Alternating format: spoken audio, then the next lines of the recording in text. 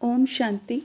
आज 1 अप्रैल 2025 बाबा की वाणी है। मीठे बच्चे, बाप नॉलेजफुल है, उन्हें जानी जाननहार कहना यह उल्टी महिमा है। बाप आते ही हैं तुम्हें पतित से पावन बनाने। प्रश्न, बाप के साथ साथ सबसे अधिक महिमा और किसकी है और कैसे? पहला उत्तर में बाप के साथ भारत की भी बहुत महिमा है। भारत ही अविनाशी खंड है, भारत ही स्वर्ग बनता है। बाप ने भारतवासियों को ही धनवान, सुखी और पवित्र बनाया है। दूसरा, गीता की भी अपरम अपार महिमा है। सर्वशास्त्र में शिरोमणि गीता है। तीसरा, तुम चैतन्य ज्ञान गंगाओं की भी बहुत महिमा है। तुम डायरेक्ट ज्ञान सागर से निकली हो। ओम शांति। ओम शांति का अर्थ तो नए व पुराने बच्चों ने समझा है। तुम बच्चे जान गए हो, हम सब आत्माएं परमात्मा की संतान है। परमात्मा ऊंच ते ऊंच और बहुत प्यारे ते प्यारा सभी का माशूक है। बच्चों को ज्ञान और भक्ति का राज तो समझाया है। ज्ञान माना दिन, सतयुग त्रेता, भक्ति माना रात, द्वापर कलयुग। भारत की ही बात है। पहले पहले तुम भारतवासी आते हो। 84 का चक्र भी तुम भारतवासियों के लिए है। भारत ही अविनाशी खंड है। भारत खंड ही स्वर्ग बनता है और कोई खंड स्वर्ग नहीं बनता। बच्चों को समझाया गया है, नई दुनिया सतयुग में भारत ही होता है। भारत ही स्वर्ग कहलाता है। भारतवासी ही फिर 84 जन्म लेते हैं, नरकवासी बनते हैं, वही फिर स्वर्गवासी बनेंगे। इस समय सभी नरकवासी हैं, फिर भी और सभी खंड विनाश हो, बाकी भारत रहेगा। भारत खंड की महिमा अपरम अपार है। भारत में ही बाप आकर तुमको राजयोग सिखलाते हैं। यह गीता का पुरुषोत्तम संगम युग है। भारत ही फिर पुरुषोत्तम बनने का है। अभी वह आदि सनातन देवी देवता धर्म भी नहीं है, राज्य भी नहीं है, तो वह युग भी नहीं है। तुम बच्चे जानते हो, वर्ल्ड ऑलमाइटी अथॉरिटी एक भगवान को ही कहा जाता है। भारतवासी यह बहुत भूल करते हैं। जो कहते हैं वह अंतर्यामी है, सभी के अंदर को वह जानते हैं। बाप कहते हैं, मैं कोई के भी अंदर को नहीं जानता हूँ। मेरा तो काम ही है पतितों को पावन बनाना। बहुत कहते हैं, शिव बाबा आप तो अंतर्यामी हो। बाबा कहते हैं, मैं हूँ नहीं, मैं किसके भी दिल को नहीं जानता हूँ। मैं तो सिर्फ आकर पतितों को पावन बनाता हूँ। मुझे बुलाते ही पतित दुनिया में है और मैं एक ही बार आता हूँ, जबकि पुरानी दुनिया को नया बनाना है। मनुष्य को यह पता नहीं है कि यह जो दुनिया है वह नई से पुरानी, पुरानी से नई कब होती है। हर चीज़ नई से पुरानी सतो रजो तमो में ज़रूर आती है। मनुष्य भी ऐसे होते हैं। बालक सतो प्रधान है, फिर युवा होते हैं, फिर वृद्ध होते हैं, अर्थात रजो तमो में आते हैं। बूढ़ा शरीर होता है तो वह छोड़कर फिर बच्चा बनेंगे। बच्चे जानते हैं नई दुनिया में भारत कितना ऊंच था। भारत की महिमा अपरंपार है। इतना सुखी, धनवान, पवित्र और कोई खंड नहीं है। फिर सतो प्रधान बनाने बाप आए हैं। सतो प्रधान दुनिया की स्थापना हो रही है। त्रिमूर्ति ब्रह्मा विष्णु शंकर को क्रिएट किसने किया? ऊंचते ऊंच तो शिव है। कहते हैं त्रिमूर्ति ब्रह्मा, अर्थ तो समझते नहीं। वास्तव में कहना चाहिए त्रिमूर्ति शिव, ना कि ब्रह्मा। अब गाते हैं देव देव महादेव, शंकर को ऊंच रखते हैं तो त्रिमूर्ति शंकर कहे ना, फिर त्रिमूर्ति ब्रह्मा क्यों कहते? शिव है रचयिता, गाते भी हैं परमपिता परमात्मा ब्रह्मा द्वारा स्थापना करते हैं ब्राह्मणों की। भक्ति मार्ग में नॉलेजफुल बाप को जानी जाननहार कह देते हैं। अब वह महिमा अर्थ सहित नहीं है। तुम बच्चे जानते हो, बाप द्वारा हमें वर्षा मिलता है। वह खुद हम ब्राह्मणों को पढ़ाते हैं, क्योंकि वह बाप भी है, सुप्रीम टीचर भी है। वर्ल्ड की हिस्ट्री ज्योग्राफी कैसे चक्र लगाती है यह भी समझाते हैं। वही नॉलेजफुल है, बाकी ऐसे नहीं कि वह जानी जाननहार है। यह भूल है। मैं तो सिर्फ आकर पतितों को पावन बनाता हूँ, 21 जन्म के लिए राज्य भाग्य देता हूँ। भक्ति मार्ग में है अल्पकाल का सुख, जिसको सन्यासी हठ योगी जानते ही नहीं। ब्रह्म को याद करते हैं। अब ब्रह्म तो भगवान नहीं, भगवान तो एक निराकार शिव है जो सर्वात्माओं का बाप है। हम आत्माओं के रहने का स्थान ब्रह्मांड स्वीट होम है। वहाँ से हम आत्माएं यहाँ पाठ बजाने आती हैं। आत्मा कहती है हम एक शरीर छोड़ दूसरा तीसरा लेती हूँ। 84 जन्म भी भारतवासियों के ही है। जिन्होंने बहुत भक्ति की है वही फिर ज्ञान भी जास्ती उठाएंगे। बाप कहते हैं गृहस्थ व्यवहार में भल रहो परंतु श्रीमत पर चलो। तुम सभी आत्माएं आशिक हो एक परमात्मा माशूक की। भक्ति मार्ग से लेकर तुम याद करते आए हो। आत्मा बाप को याद करती है। यह है ही दुख धाम।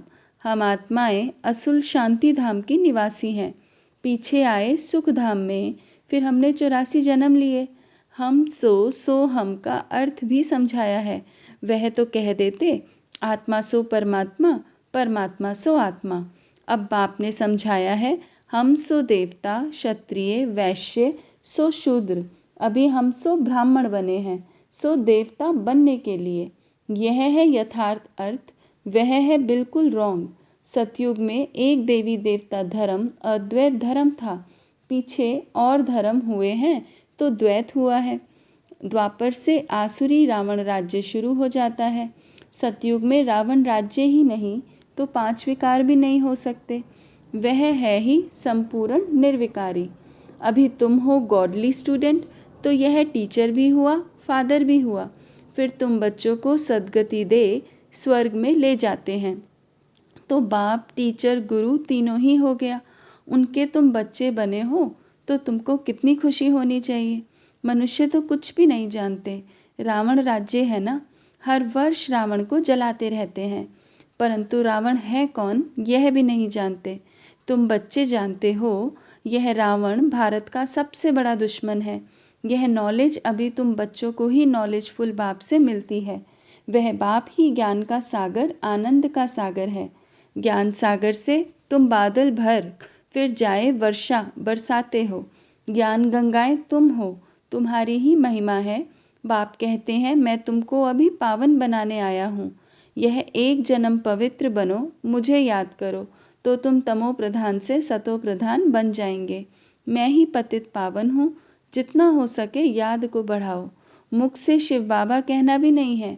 जैसे आशिक माशूक को याद करते हैं, एक बार देखा बस फिर बुद्धि में उनकी ही याद रहेगी। भक्ति मार्ग में जो जिस देवता को याद करते, पूजा करते, उसका साक्षात्कार हो जाता है। वह है अल्पकाल के लिए। भक्ति करते नीचे उतरते आए हैं, अब तो मौत सामने खड़ा है। हाय हाय के बाद फिर जय जयकार होनी है। भारत में ही रक्त की नदी बहनी है। सिविल वॉर के आसार भी दिखाई दे रहे हैं। तमो प्रधान बन गए हैं, अब तुम सतो प्रधान बन रहे हो। जो कल्प पहले देवता बने हैं वही आकर बाप से वर्षा लेंगे। कम भक्ति की होगी तो ज्ञान थोड़ा उठाएंगे, फिर प्रजा में भी नंबरवार पद पाएंगे। अच्छे पुरुषार्थी श्रीमत पर चल अच्छा पद पाएंगे। मैनर्स भी अच्छे चाहिए, दैवी गुण भी धारण करने हैं। वह फिर 21 जन्म चलेंगे। अभी है सबके आसुरी गुण। आसुरी दुनिया पतित दुनिया है ना। तुम बच्चों को वर्ल्ड की हिस्ट्री ज्योग्राफी भी समझाई गई है। इस समय बाप कहते हैं याद करने की मेहनत करो तो तुम सच्चा सोना बन जाएंगे। सतयुग है गोल्डन एज, सच्चा सोना। फिर त्रेता में चांदी की अलॉय पड़ती है, कला कम होती जाती है। अभी तो कोई कला नहीं है।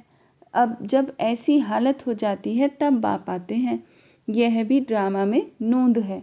इस रावण राज्य में सभी बेसमझ बन गए हैं जो बेहद ड्रामा के पाठधारी होकर भी ड्रामा के आदि मध्य अंत को नहीं जानते हैं। तुम एक्टर्स हो ना, तुम जानते हो हम यहाँ पाठ बजाने आए हैं, परंतु पाठधारी होकर जानते नहीं। तो बेहद का बाप कहेंगे ना कि तुम कितने बेसमझ बन गए हो। अब मैं तुम्हें समझदार हीरे जैसा बनाता हूँ, फिर रावण कौड़ी जैसा बना देता है। मैं ही आकर सबको साथ ले जाता हूँ, फिर यह पतित दुनिया भी विनाश होती है। मच्छरों सदृश सबको ले जाता हूँ। तुम्हारी एम ऑब्जेक्ट सामने खड़ी है। ऐसा तुमको बनना है, तब तो तुम स्वर्गवासी बनेंगे। तुम ब्रह्मा कुमार कुमारियाँ यह पुरुषार्थ कर रहे हो। मनुष्यों की बुद्धि तमो प्रधान है तो समझते नहीं। इतने बीके हैं तो ज़रूर प्रजापिता ब्रह्मा भी होगा। ब्राह्मण है चोटी, ब्राह्मण फिर देवता। चित्रों में ब्राह्मणों को और शिव को गुम कर दिया है।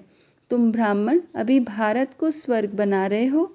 अच्छा, मीठे मीठे सिक्की लदे बच्चों प्रति माता पिता बाप दादा का याद प्यार और गुड मॉर्निंग। रूहानी बाप की रूहानी बच्चों को नमस्ते। हम रूहानी बच्चों की रूहानी माता पिता बाप दादा को याद प्यार गुड मॉर्निंग और नमस्ते। ओम शांति। धारणा के लिए सार। पहला पॉइंट है, ऊंच पद के लिए श्रीमत पर चल, अच्छे मैनर्स धारण करने हैं। दूसरा है, सच्चा आशिक बन, एक माशूक को ही याद करना है।